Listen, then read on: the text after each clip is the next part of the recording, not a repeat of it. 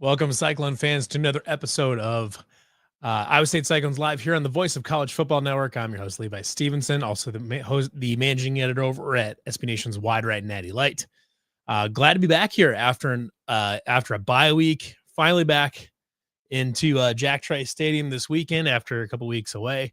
Iowa State taking on a very tough team in Arizona. We talked a little bit last week about kind of the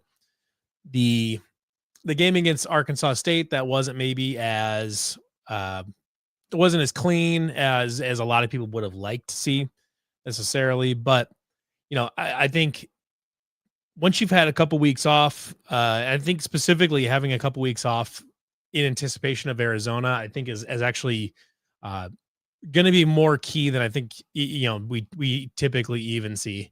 I remember to throw my comments on the screen this week because I completely forgot it. Dukester's back in, appreciate it. So we're going to go over it this week and break down this game a little bit, give a prediction later on as well. So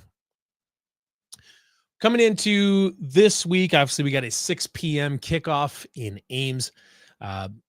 Arizona's coming in undefeated after taking down Kansas State in a couple, and the first two games they beat Hawaii and another like a nobody. They're 3-0, but their main win over is the biggest win they have is over Kansas State. Obviously Kansas State this season has not been anything that anybody wanted them to be, that Kansas State fans wanted them to be. And I would even argue that like the Kansas State team that Iowa State played in Ireland, it was a much different team than the Kansas State team that Arizona played. They got Arizona on a short week, and they were at the end of their 4-game stretch to open the season. So they were completely burnt out, and they looked completely gassed. So, I don't think Iowa State's Kansas State win and Arizona State's Kansas State win are equivalent necessarily. I don't think they're particularly comparable. And just in terms of the quality of the Kansas State team they played, I think Iowa State played a much better version of Kansas State. That said, it's still, they both share an opponent, and Arizona had the more impressive win over Kansas State. Unfortunately for Kansas State is they basically just got they had the same game that weekend that we did. We just played Arkansas State on the road versus they played Arizona on the road on a short week. And that was kind of the difference between winning and losing, honestly. And, Iowa State got the benefit of playing an opponent that, while they were plucky, they just couldn't really stack up physically to Iowa State. And it is, it kind of is what it is. All you can do is play your schedule. Jaybird says you don't get the roll thing. I don't know if I know what that means, but explain in the comments what you mean by that comment. So we're going to talk about a little bit this weekend. So the first kind of we'll talk about the Arizona offense versus the Iowa State defense here. So obviously Arizona is led by Noah Fifita, their quarterback. He's been there for 3 years now. And, he was the Pac-12 freshman of the year in 2023 in his football season. And last year they had a running back transfer he was ruled ineligible to start the season, and that basically tanked their running game from day one, essentially. And it came down to their entire offense was Noah Fifita finding Tet McMillan, and that was it. That's all they could do. And obviously they struggled big time. They didn't make a bowl game or anything. But this year, now without Tet McMillan, and after having found a running back, or actually a couple running backs, the offense is much more balanced. It's a little bit more dynamic. Noah Fifita looks more comfortable now as a junior. And, you can't really take a lot from the first 2 games. Hawaii's bad, and their other opponent, let me just look up their other opponents so I don't have to keep saying that other bad team. The first one, Weber State. Yeah. Weber State, home of Damian Lillard. They really haven't played much. They didn't play anybody the first 2 games, but against Kansas State, he had a nice game. And, it's just, he's looks a lot more comfortable this season. Last year just could not get comfortable. The defense was just sitting there biting on the routes to Tet McMillan. So against Kansas State, Nova Fida was 16 of 33, which isn't a great completion percentage, but he went for 178 yards passing, no interceptions. He did where he kind of did a lot of damage though was on the ground, 15 carries for 48 yards, which again doesn't sound like a big number, but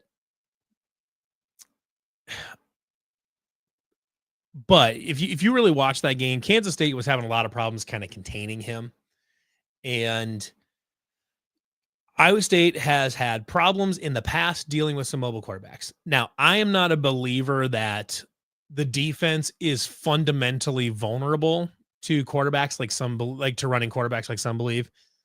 Matt Campbell even talked about in his presser today.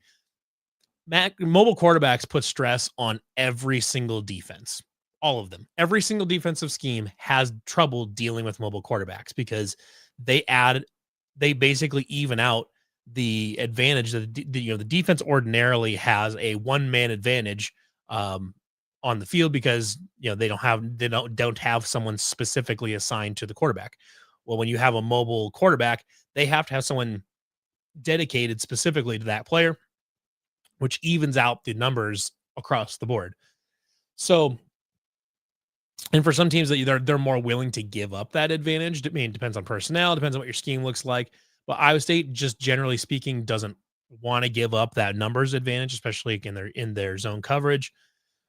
So, a quarterback that's willing to be a little bit more mobile and willing to tuck it and run is going to be a problem for every defense. But Iowa State's unfortunately this will be the third. This will be the fourth really mobile quarterback in 5 games that Iowa State's going to play, and they've all come in different shapes and sizes. Avery Johnson's a little bit taller, but he's much more of a finesse guy. Really is not interested in contact, but he can if you get him on the edge and he can get around a guy. He's quick enough to really eat up a lot of yardage pretty quickly before before you can really get a hand on him.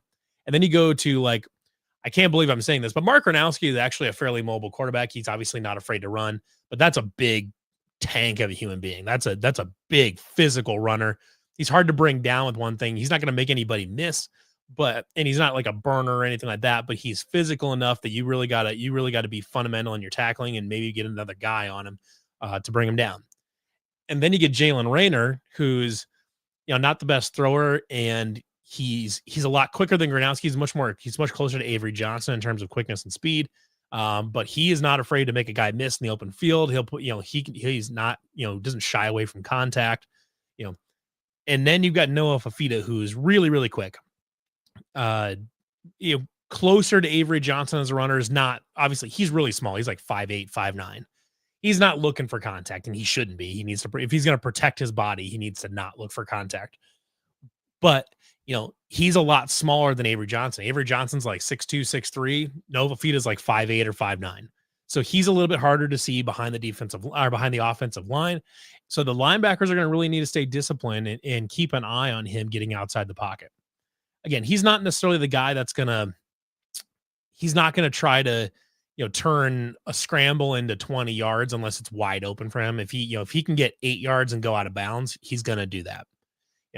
So he's unless something goes really, really wrong, I don't see him randomly getting 80 yards on the ground or something like that. Like you saw Brendan Sorsby last year. He's not going to do that. But he is a quarterback that you have to deal with. You'd like to keep him in the pocket if you can. But no, he's a good passer that if you keep in the pocket, but only because you can't get to him and he doesn't need to leave the pocket, that is, he's plenty talented enough to really do a lot of damage in the passing game. I would say I'm a full believer, and I would say it's secondary. I think they're very good, but given enough time, lots of quarterbacks can find a spot in a zone. Any half competent Power 5 receiver and QB are going to find a hole in a zone if you give them 8 seconds to throw. So, for Iowa State, getting pressure on Noah Fafita is huge. Force him out of the pocket, force him to make a decision to, make him throw into coverage, make him make a decision, make him do things he's not necessarily comfortable with doing. It's not that he can't throw a run. He's a good thrower on the run, but if you can disrupt him a little bit, make him uncomfortable, and get him doing something. He can be prone to mistakes. He's not an interception heavy quarterback or anything like that. It's not like he throws two a game, but you can get him to make a mistake if you keep him uncomfortable and you keep him kind of dodging around the pocket, and you can get him outside the pocket, get him on the run, but you don't lose contain totally or something like that, where he can then just get out and get 8 or 10 yards. The Arizona pass catchers uh, aren't they're fine. I wouldn't say they're anything to brag about necessarily. On the outside, they've got Javian Watley has been their number one receiver by far, like not even close. Javen Watley, not Javian. Javen Watley. He's got 13 catches, 237 yards on the season, which, if you do the math there, that's 18 yards a reception, which is a big number. He's got a couple touchdowns as well. That's by far his favorite target. And, from there on, you got 5 targets, you get 5 receptions, 5 receptions, 5 receptions, 4, 3, 3, 3. He clearly likes Javen Watley, but he's spreading the ball around a little bit beyond him. And, he's averaging 15 yards of completion on the season. So they're not really doing a lot of the underneath stuff. All of his 1, 2, 3, 4, 5, 6 top 6 receivers are all averaging over 13 or averaging 13 yards a catch or more, including their running back Ismail Mahdi. So, they're trying to find guys, downfield, 10, 15, 20 yards downfield and let them get, some yards after the catch. They're not really doing a lot of dink and dunking type stuff. Let's see here. Oh, Aaron says, odd question. Do you think Gundy firing could lead to Ferentz getting fired after this season? We'll talk about Gundy a little bit later, because I think it's it's worth noting. So, they don't have the totally elite guy like they had Tet McMillan last year. It's not like that at all. But Nova Fide is a good quarterback that can find guys in the open. He can find open guys. The real kicker here is the running backs.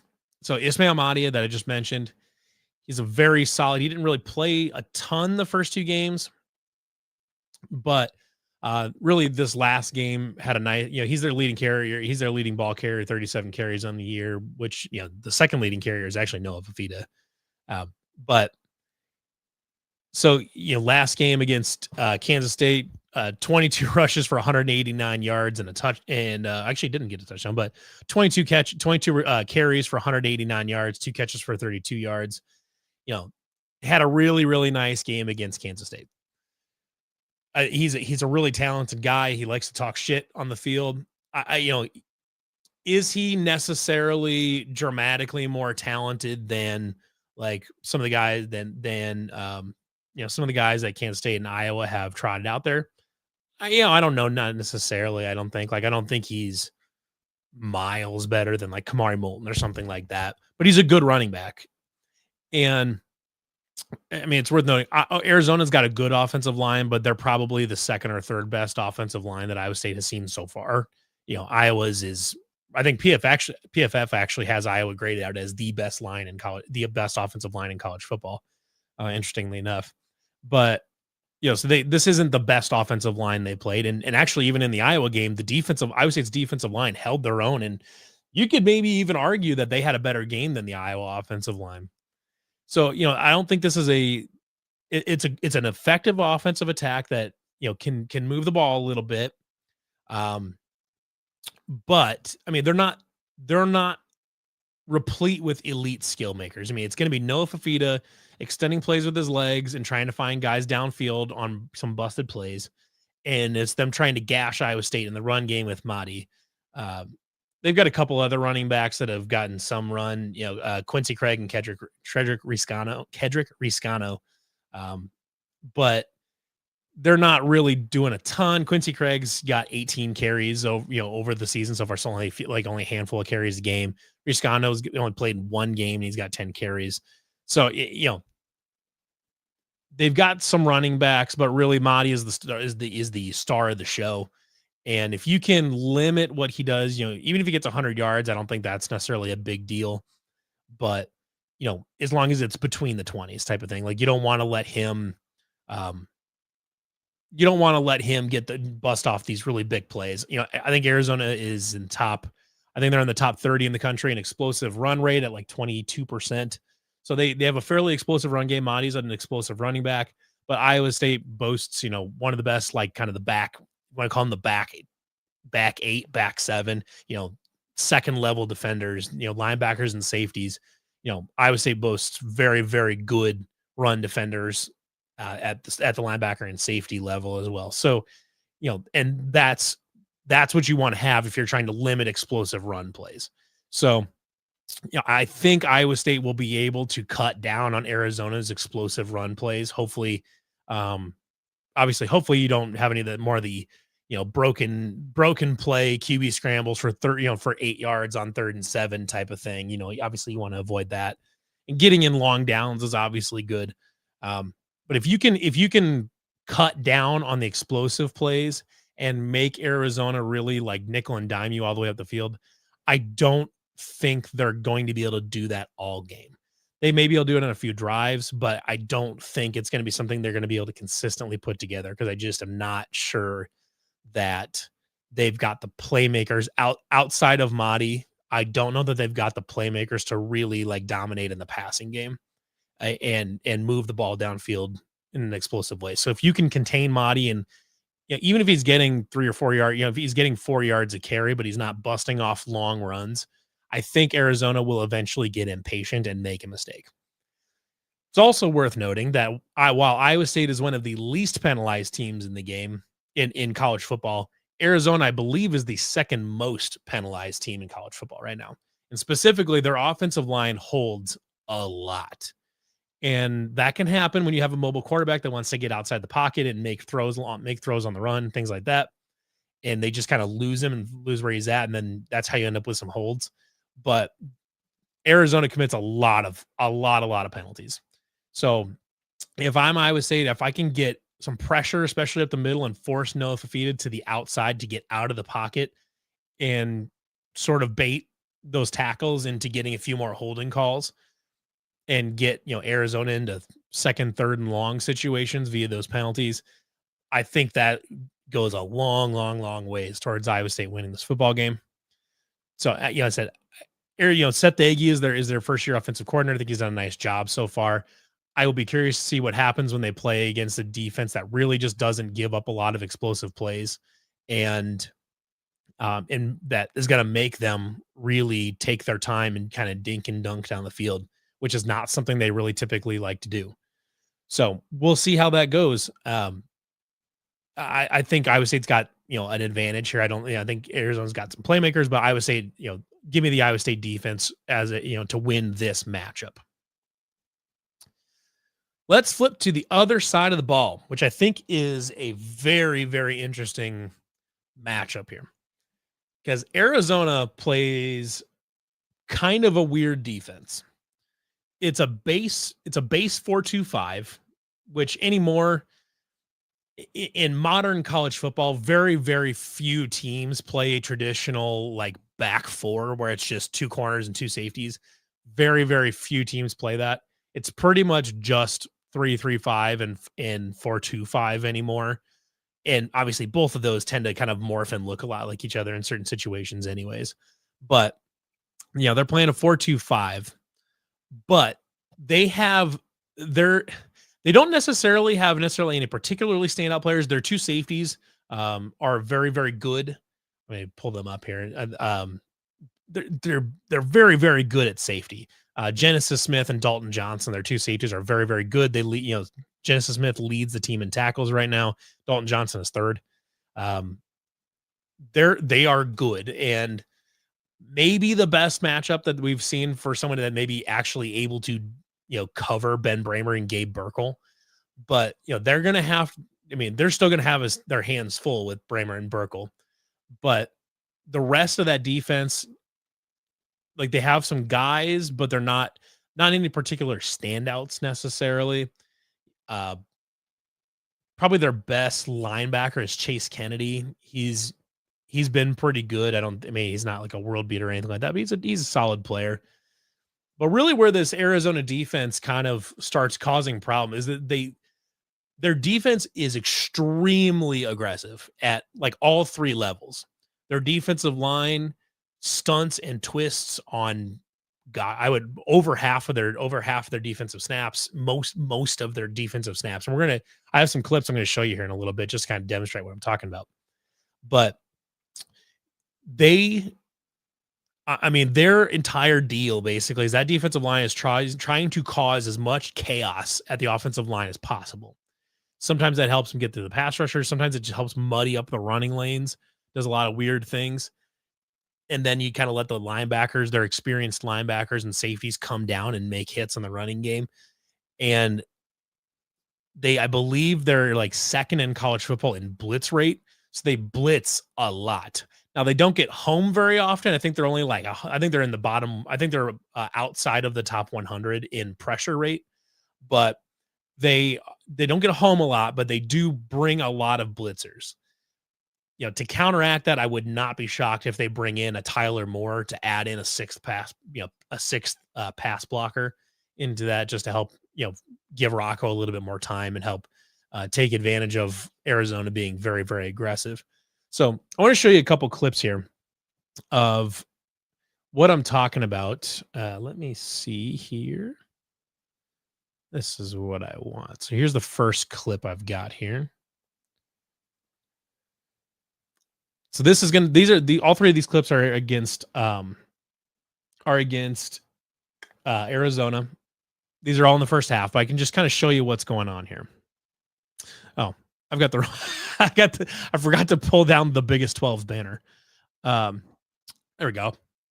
So let's look at this here. So obviously you've got K-State lined up here. You've got them in 11 personnel. Maybe that's 12 there. I think that might be a tight end out there, but 11 or 12 personnel. But you've essentially you're lined up much more similar to like what 11 personnel looks like. One guy off the right tackle's hip pocket there, one running back in the backfield.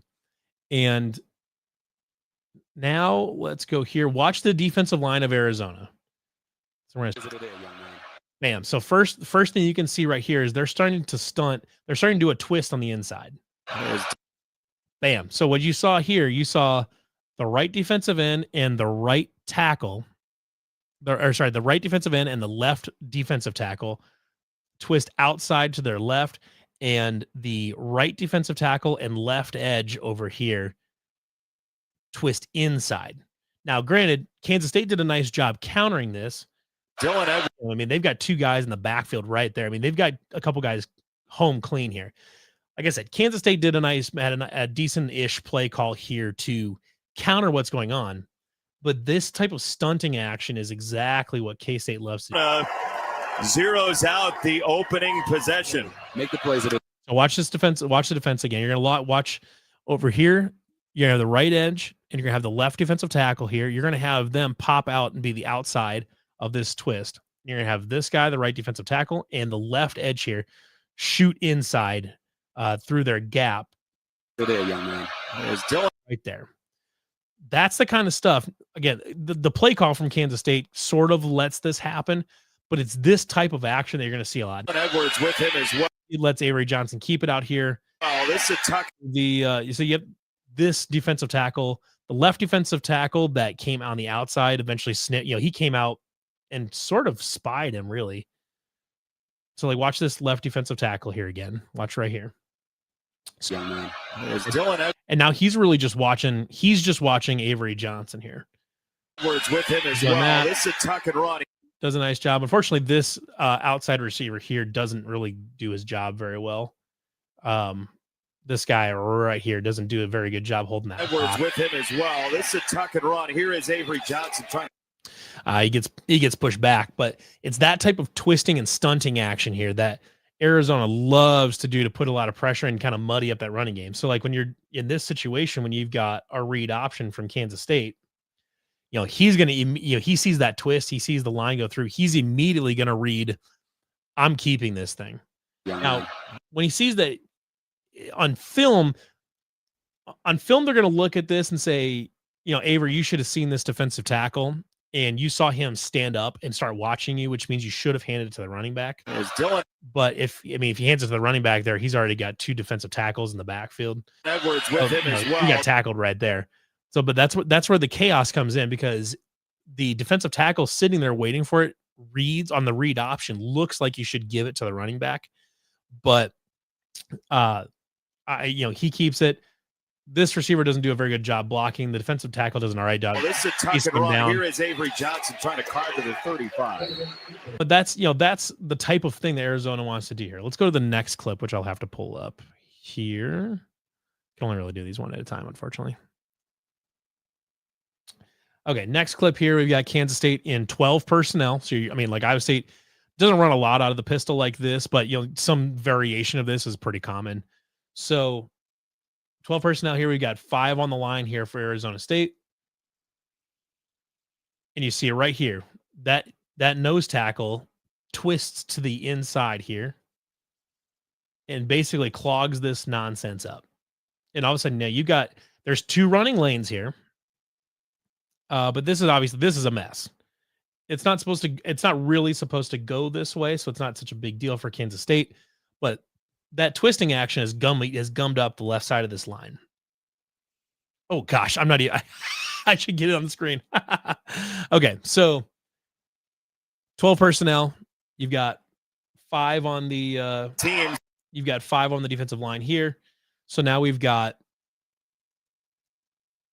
Watch this nose tackle right here. Sees a short field. He's coming around, so he's got that left side all gummed up. And now you've got these 3 linebackers kind of pacing over here. This safety is hauling ass towards the line of scrimmage because he sees that his assignment here is to fill to this edge, which you see Iowa State safeties do a lot too. His job right here is to fill to this edge and prevent the running back from getting this thing outside while this guy tries to seal this linebacker inside. But basically at this point, everybody is full speed down to the line of scrimmage except for this safety here. On defense.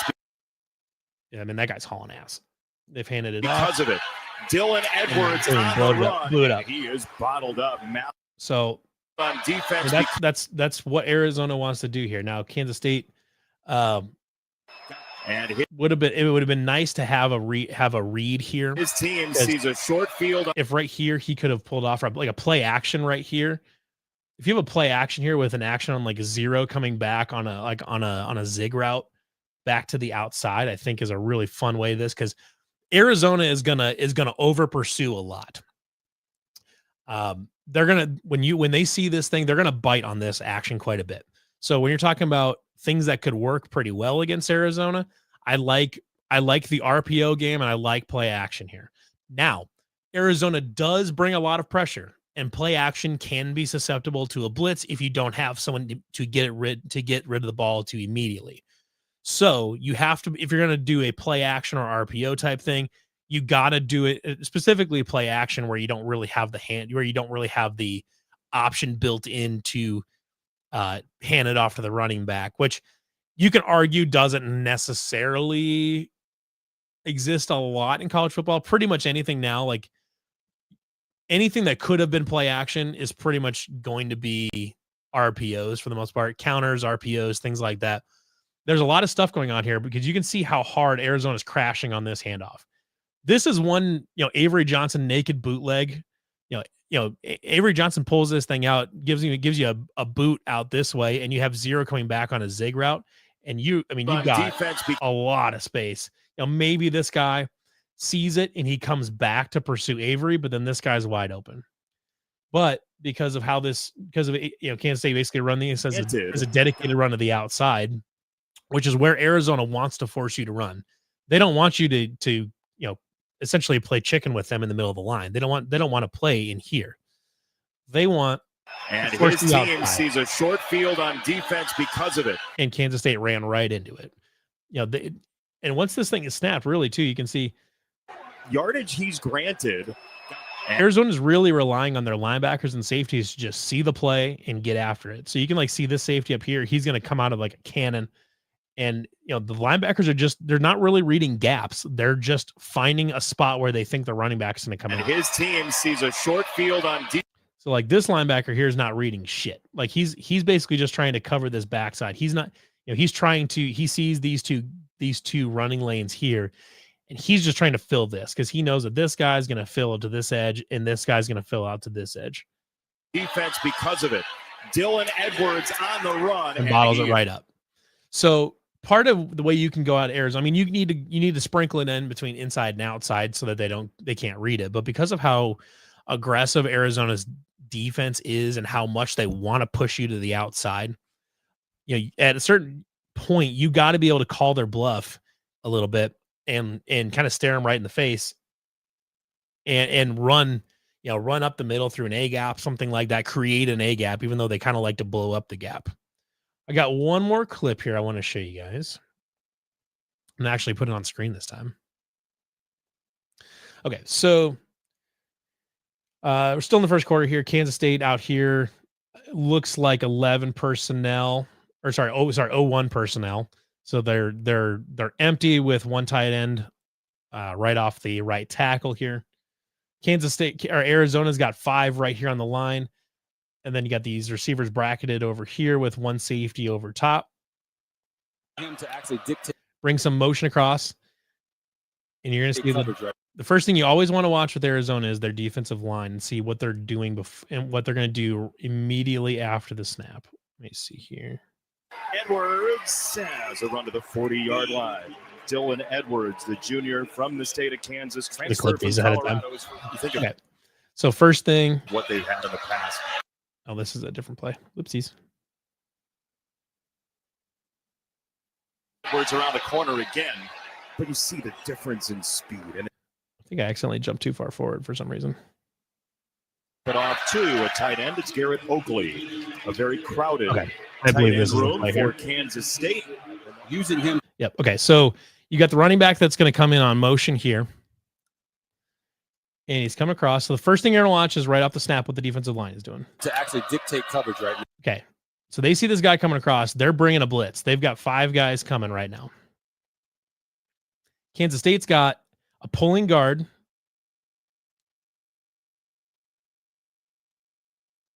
To actually dictate. So that right guard's pulling. And then they've got this tight end coming across on the split zone. So they're running a counter here. Take coverage right now. Just like this. So now Arizona has over pursued on the right side because that's where they bit on this thing. So they've over pursued the right side a little bit.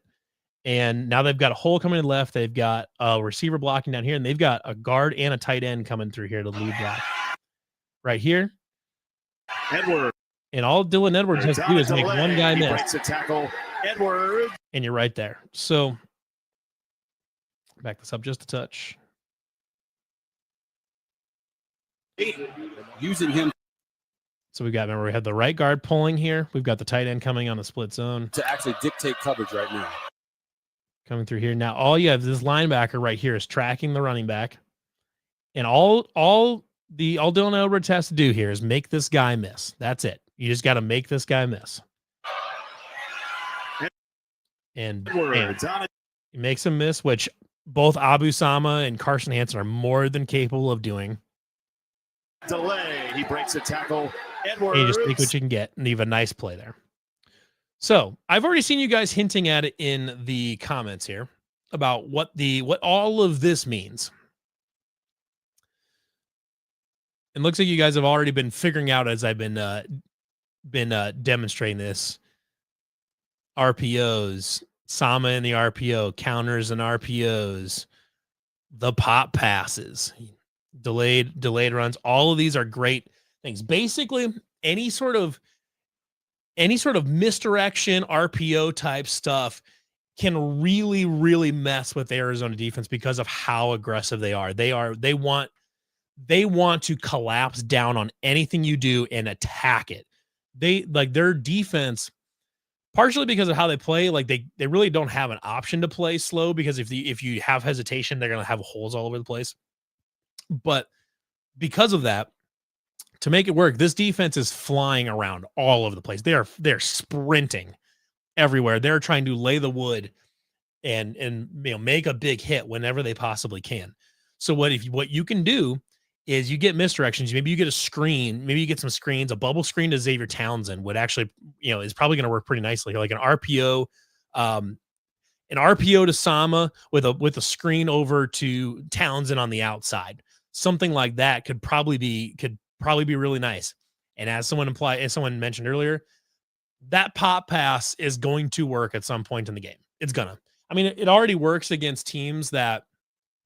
Yeah, I do want to. So Finney brought Jeff Woody gave good insight on this too. I do want to give a shout out to Jeff Woody, because listening to his discussion about this is what kind of led me to go back and start watching some Arizona stuff. And because I had not really gotten to watch Arizona too much outside the Kansas State game. And when you're watching that game live, you're not necessarily watching the defense much. But so I want to give some credit to Jeff Woody on that, because he was kind of the first one that pointed out that Arizona's defense is kind of weird. And so it's Arizona's super, super aggressive. I think Iowa State's got a lot of pieces that they can use to curb a lot of this. They can bring a tight end for some extra pass blocking. They've got multiple running backs that are perfectly capable receivers that they can hit them on a screen pass or something like that. Carson Hansen on a draw is probably a solid idea. Iowa State loves pulling guards. They love sending tight ends through A and B gaps.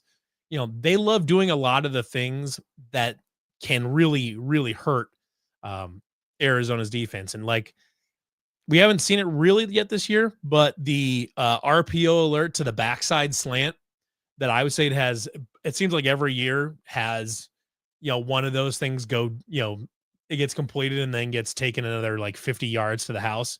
Once a year, first time you saw it was Quentin Bundridge in 2014. And then you saw, X had the one against Oklahoma in 2020. Seems like once or twice a year, they just hit that RPO with the backside alert slam. And it just goes, phew. This game is begging for that. This game is begging you to, get an RPO and get a pop pass over the top, or to hit a backside slant, get Xavier Townsend in a bubble screen, something like that. Or if you can, a play action type of thing, and then you can get one-on-one coverage with Chase Soule, Chase Soule, Brett Eskelson, Dom Overby along the sideline, and let them go, get a jump ball. Or maybe it's Gabe Burkle on the pop pass, or it's Ben Bramer on a seam route off the RPO. There's lots of those types of things that, man, if you can time these well enough and you can do the homework to set them up with the running game, and the running game is doing its job. If you can use the running game to set those things up, those things are gonna happen. So their DBs, like I said, they've got two good safeties. Genesis Smith and Dalton Johnson, their two safeties are good. They're very good.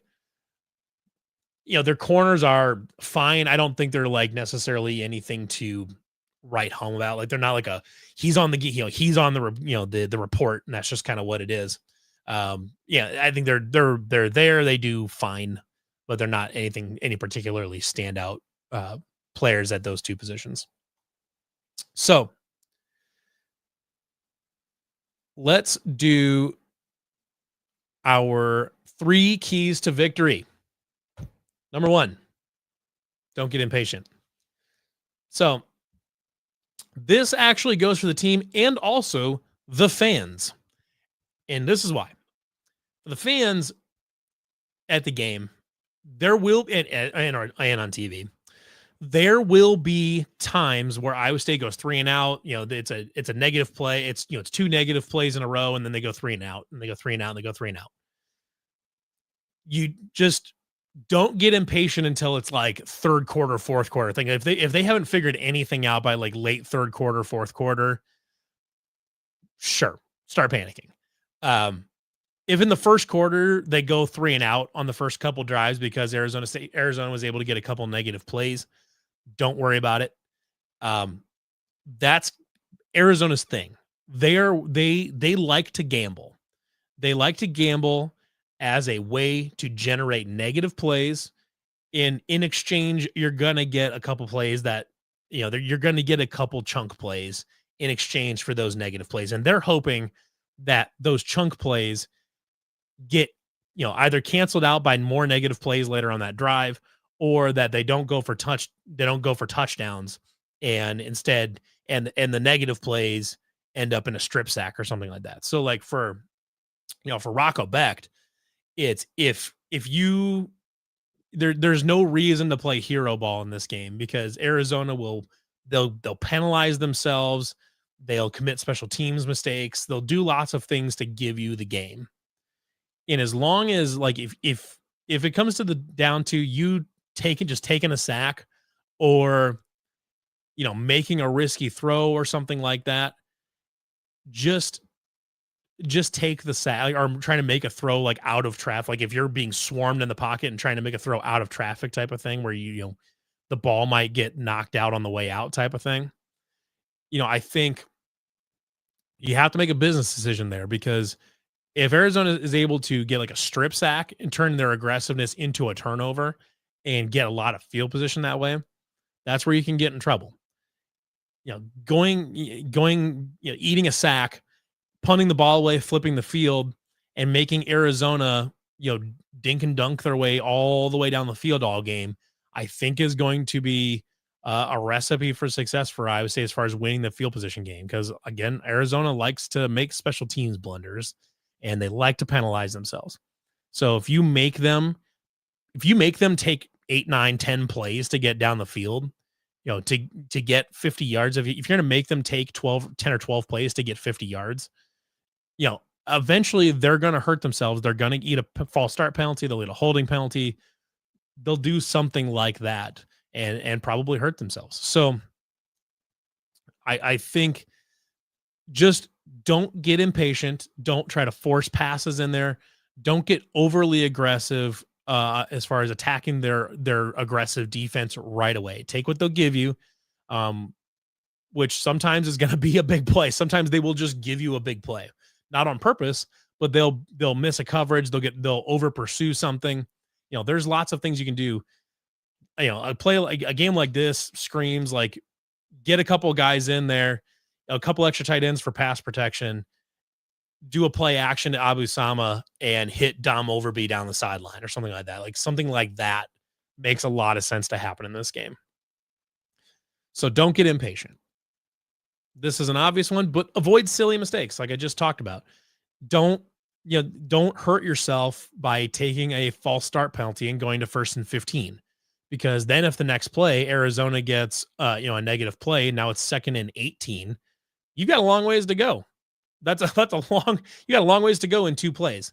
So, don't put yourself behind the sticks already, because if Arizona sees you get to 1st and 15, that for them, that's blood in the water. That means they're almost guaranteed to blitz the next down, probably 6 guys the next down, if they see you get to 1st and 15. Eliminating pre-snap penalties, especially on offense for Iowa State this game, is critical. Do not give them any reason to dial up more and more and more pressure, unless you somehow feel like you can play 4D chess on this thing and burn them with it, the next play. So, just avoiding these, we don't need to see any of the special teams played. No, a muff punt. Don't need a muff punt return. We don't need any shanked punts. Avoid the dumb things. Be the well-coached, solid football team that doesn't beat itself that they've been for the last 2 years. And because Arizona, up to this point, has been guaranteed to commit multiple silly mistakes a game. So, and this is a good point too from Jay Bird, is that that K-State did some really, really dumb shit in that Arizona game that let Arizona stay ahead and win that game. I'm not a big believer in the this team won versus this team lost thing, but Kansas State did plenty to hand Arizona that game. So it's not like Arizona went out there and dominated from kick to whistle type of thing. It was Kansas State did plenty on their own to deal with that. And keep in mind that was a Kansas State team that was on a short week and they were gassed and they barely lost to Arizona. And Iowa State's got, I think, a lot better options for attacking this Arizona defense. They're going to be rested. They'll have 2 weeks rest. More importantly, Taylor Mauser has 2 weeks to prepare for what a very oddball defense that is super aggressive. He's got 2 weeks to prepare for this thing, and he's got 2 weeks. I would say had 2 weeks to get rested. And actually, one thing I'm just going to bring it up now. Actually, I'll bring it up here in a little bit because I want to go through my last key here. Use Arizona State's pressure against them. We were just talking about that a little bit in our offense versus defense preview, but they're going to blitz. They're going to stunt. Sometimes they're going to be successful, and they're going to wrap up a back in the backfield.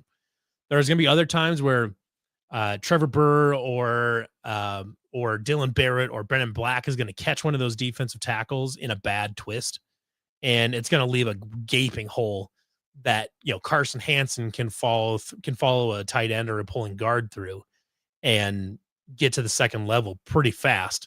And then if you can make a guy miss from there, you've got chunk running plays available to you. So this, it's screens, it's RPOs, it's play action.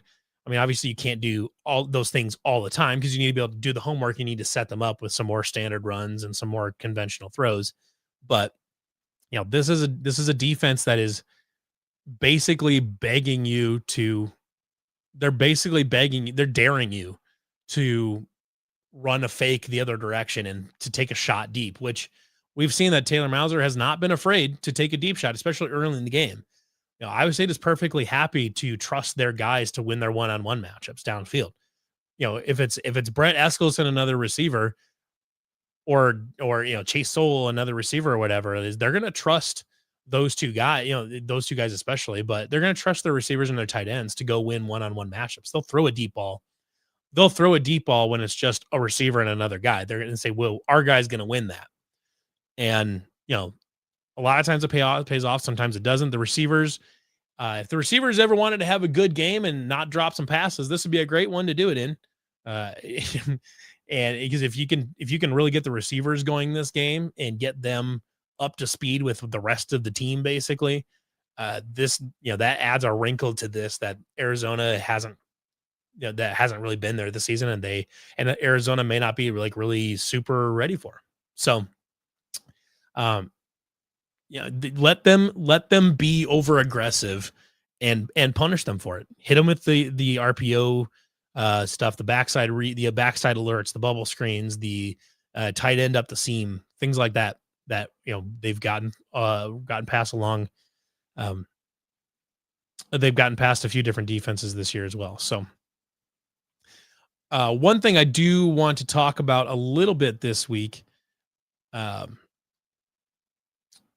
is the injury situation. Maybe pull up my little banner here. Woo. All right, injuries. So Matt Campbell did provide an injury update this week. He said that basically everybody's good to go except for Kyle Conradi. Not ideal since Kyle is Kyle and he's a Groza Award level of kicker. He said he's not playing this week. He said it's not a long-term thing. All of the rumors appear to be pointing towards 4 to 6 weeks. We've heard 5 weeks. Kyle Conradi's dad appeared to sort of confirm 5 weeks on Twitter earlier this week. I don't know if that's real or not. Matt Campbell said it's more of a strain. I don't know exactly what that means. He's not here this week. Maybe you can get him back for BYU. But otherwise, it sounds like Jontez Williams, that turned out to be nothing. I guess it was just kind of a bruised foot, and he's fine. He practiced all last week. He's practicing this week. Just so Jontez Williams is fine. Carson Willich is back. Aiden Flores back. So I'm assuming he will be back. That kick and punt returner there, which I think is a nice boon. It's not that Xavier Townsend couldn't handle it or something like that, but I think Aiden was off to a really, really nice start this season, returning punts and kicks. So you're really glad to have Aiden Flora back as well. So, it's great to have. They got healthy. like they wanted to. They've gotten rest like they needed to. And having an extra week to prepare for this is a big deal.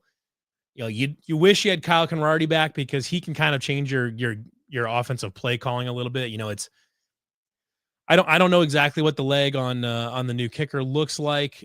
Chase Smith, I think is his name. My guess is he probably doesn't have range out to 65 like Conrarty does. But if he can hit to 40 yards, even if he can hit to 45 or 50 yards, let's say he's got 50 yards of range, that changes your play calling from now. As soon as you're across the 50, you're pretty much in range versus, you want to get to the 35 at least before you even really think about kicking. And that changes your play calling. Now, that doesn't necessarily mean it's a bad thing.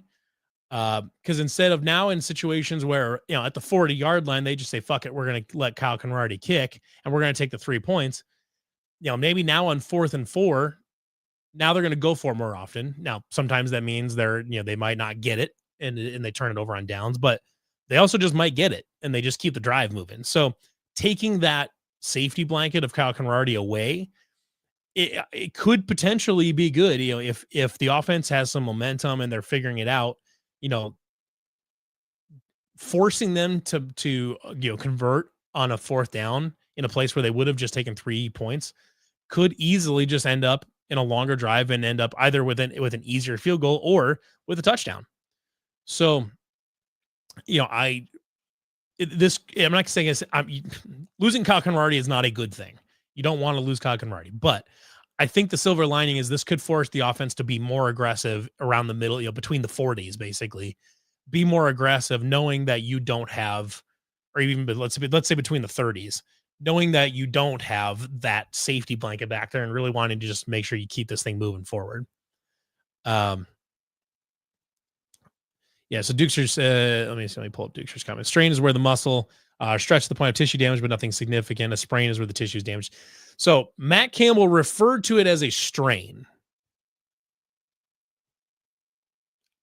How real that is, I don't know. I don't think he would just flat out lie to us, I guess, but he called it a strain.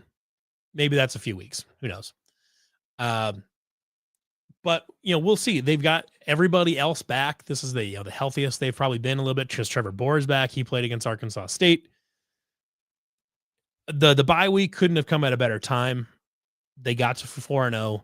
They've got the prep time they needed to deal with kind of a weird opponent. And they're back at home. You've got the whiteouts. There's a lot of things pointing in Iowa State's direction right now that feel good. They feel warm and cozy. They feel like a warm, fuzzy blanket that say, okay, things are going to be okay. Now, you want to see it on the football field because Arizona's a solid football team. They might be a bowl team, and they have a pretty soft schedule. Like I would at this point, I would be shocked if they weren't a bowl team. But you didn't like the Arkansas State game, left a little bit of a bad taste in your mouth, and you want to see it against a real team. But like, I would be pretty surprised if they came out flat on Saturday. It's a big game. There's gonna be a lot of energy. They're going to be rested for the first time since before the Ireland trip. It's just I think there's a lot of things that point to the good for Iowa State here. And said, is Carson this year's Scadaboo type runner? He's such a Scadaboo and Carson are fairly different because Scadaboo really wasn't a downhill runner. He was more of an east-west type runner that would basically, instead of just getting dead straight up field, he would bounce things outside, break tackles. Carson he's your classic one cut guy. He wants to, get there, find his lane, put his foot in the ground and go straight forward, maybe run past a guy, run a dude over, do what you got to do. But he wants to get a foot in the ground and go forward versus where Scat's a little bit more squirrely and he likes to break tackles, get things, bounce things outside. So they're pretty different in terms of running style. Abu's closer to Scadaboo, but it's still a different type of player.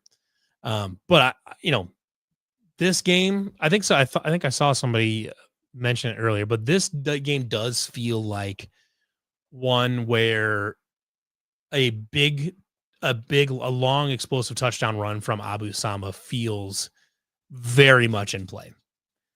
Yeah, there'll be times, especially if Abu can be patient and find his running lanes, and just follow his blockers. Arizona's going to give up some chunk plays, and if Abu can get out into space, he's really good at making a guy miss, like making one guy miss. If you can get him out into space and he can make a guy miss and follow a tight end down the field, he's going to take it to the house. He's Iowa State's home run running back. And this is a team that will give up some homers. So I love the idea here and love the possibility of Abu breaking off a long one in this game. Either Abu or Hansen, but with Abu being more the slightly more explosive back, if it were a thing, I would, if I were into the whole sports gambling thing, which I'm not, I'd throw a couple bucks down on an Abu Sama touchdown run of over 50 yards. Just because I think this is the type of the game where that type of thing can happen. So let's get into my prediction for this Saturday. I am predicting a 31-21 victory by Iowa State. I think this is a game where I would almost be predicting Arizona to be leading at halftime, just because I think their system early on is going to be like, they kind of go for the shock and awe thing early in the game. They try to get you behind. They try to get you rattled. But I think once you get to the second half, Iowa State gets a turnover. The Iowa State forces a turnover, goes down, gets this thing, gets a small lead, gets the thing tied up, whatever it is. And then you get to the 6-minute mark in the fourth quarter. Iowa State gets the ball back, and you see Rocco go on another one of those late game methodical drives downfield that you're just like, damn, this kid is really fucking good. And so I think it ends up as a 10-point game, only because I think it's a 3-point game going into Iowa State's final possession, where Rocco delivers his heroics and functionally seals away the game with maybe a couple minutes left and a 10-point lead. Not that dissimilar from the Kansas State game, actually, where you have a 3-point lead for a long time and you could have taken a 10-point lead, but then you get, with 2 minutes and change left, you have an opportunity to just bleed the clock out. It would not shock me to see something like that in this game as well. So I will take Cyclones 31-21. Yeah, Brian said, I think our 12 and 13 personnel sets would do well against them. Yeah, I think you might see some more 13 personnel this game than we've seen other games. I mean, they still Iowa State still uses 13 personnel on a regular basis. But I think you could potentially see it more this game. Unless the receivers are just going off and they're all getting open. I would expect to see some more 13 type personnel, get some more blocking in the running game to help you open up some lanes. Maybe you just have an extra tight end back there to eat a pass rusher. There's a lot of different things you can do with it. If you've got your 5 line, and then you've got the running back and an extra tight end blocking. So you've got 7 pass blockers. That's enough to give Rocco a good pocket to let a few receivers find a spot to get open, take a shot downfield, whatever that looks like. I think there's a lot of options there too. So yeah, I would guess we'll see lots and lots of 12, 13. You might see a 14 set. Who knows? If you get down near the goal line, you might see a 14 set. Yeah, it's gonna be a really interesting game.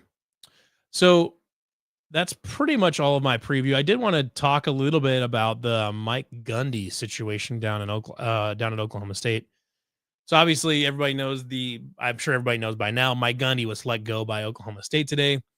He was there for about 20 years, a little over 20 years, or almost 20 years. And I think basically right out 20 years. And this was by far Oklahoma State's best stretch in program history. They were pretty consistently in the top 15, pushing on the top 10 a lot of years. Won a couple Big 12 titles and won two titles, three titles. And, just basically established Oklahoma State as, one of the premier programs in the Big 12. I would say for a good chunk of the, for the 2010s, for basically all of the 2010s, Oklahoma State was consistently probably like the second best program in the conference after Oklahoma. Maybe you could make an argument for, I don't know, but like, Kansas State was good some years. Some years they were very average. Some years Baylor was good. The Bryles, the Bryles teams were very good. The after Bryles teams were very bad.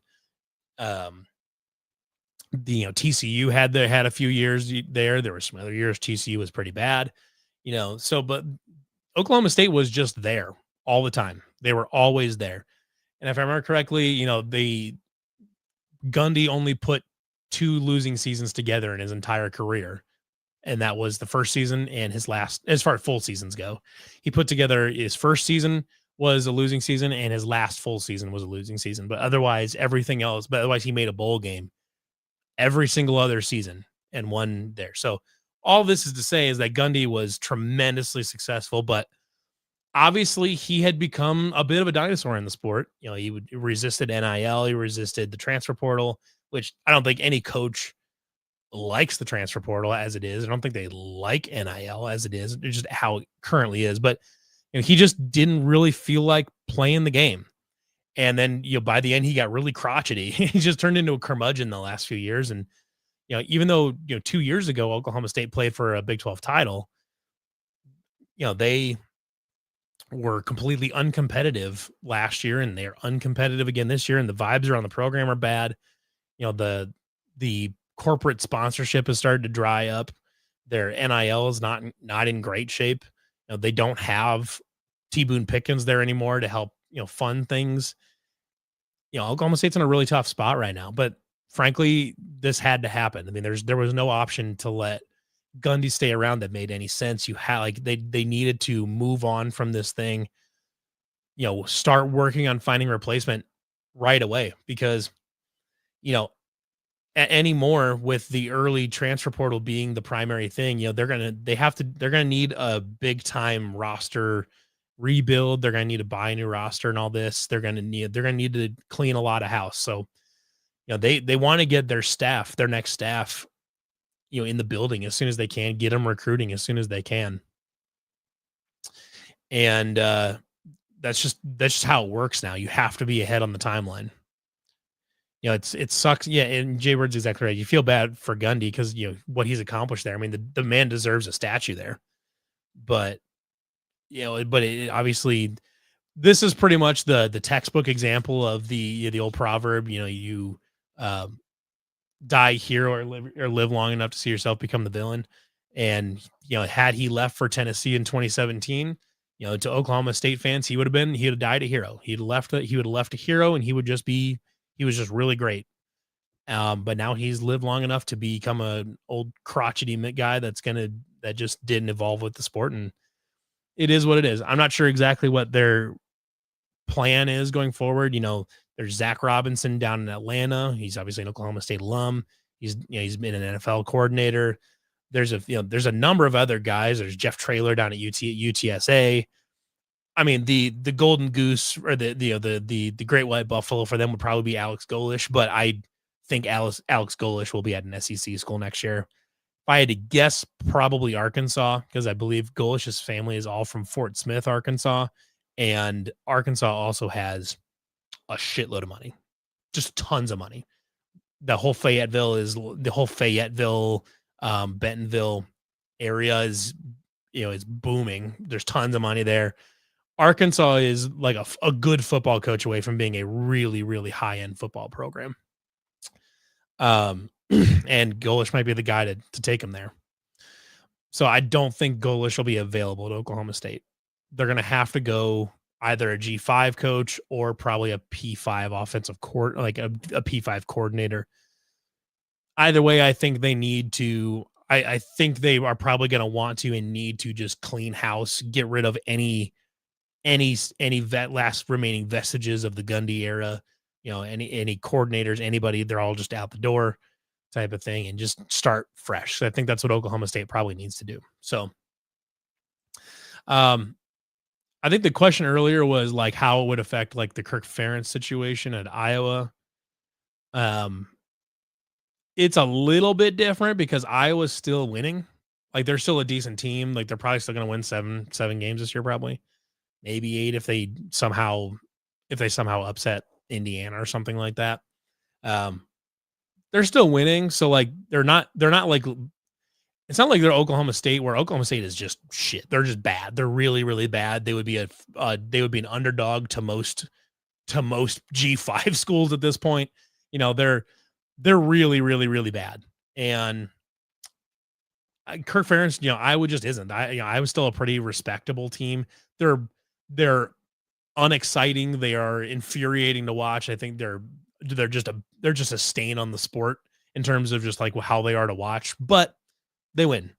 So unfortunately, Kirk Ferentz, unless next year's Iowa team is just horrific because they lose Gronowski and they just can't find anything, and they win 4 games or something like that because they just can't get anybody to go there. They can't get any offensive talent to transfer there. Maybe you revisit this. Maybe this season drags on long enough that Kirk leaves, but Kirk Ferentz is only leaving under his, if it's his own decision. Maybe Beth Getz, their president or their AD, maybe she kind of encourages him to think about stepping down, but in the end, it's Kirk Ferentz's program. Frankly, it's Kirk Ferentz's athletic department.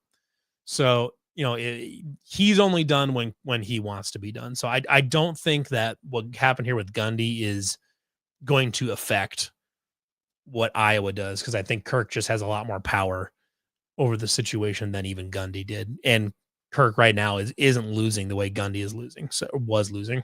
So that's my thoughts on that situation. But anyways, we're going to wrap her up for this week. I really appreciate everybody tuning in. Like I said, I think I have my prediction for this week is Iowa State 31-21 over Arizona, though I think Arizona will show everybody that they are a much improved football team, that they're worth paying attention to this year.